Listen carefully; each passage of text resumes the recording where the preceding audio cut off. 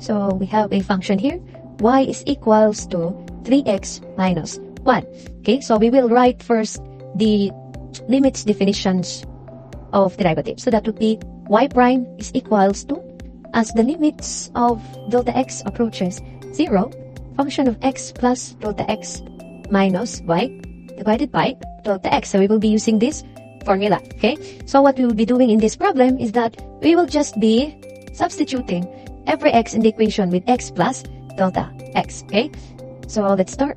That would be y prime is equals, as the limits of delta x approaches 0, that would be 3 times x plus delta x, okay, minus 1. So that would be our f function of x plus delta x. Okay, so we will put braces here, or bracket here, because we will be separating the y, okay, which is 3x minus y, and lalagyan natin siya ng parenthesis para ma-separate siya sa negative na sign, divided by delta x. Okay, next is we will be distributing the value, the constant 3 dito sa loob ng parenthesis, and we will be doing the same also on the negative sign. So we will be distributing it inside the parenthesis. Okay, so that would be y prime is equals, as the limits of delta x approaches 0, it's 3x plus 3 delta x minus 1 minus 3x plus 1, okay, divided by delta x. What we will be doing next is we will be looking for the same term, pero yung magkaiba, we will be looking for the same term. Either we will be adding it or subtracting it from each other. Okay, so we have 3x here.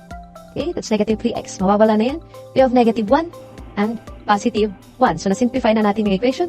That would be y prime is equals, as the limits of delta x approaches 0, that would be 3 delta x divided by delta x. So delta x divided by delta x, that would be 3 times 1. Okay, therefore from the original equation of y is equals to 3x minus 1, the derivative would be y prime is equals to 3.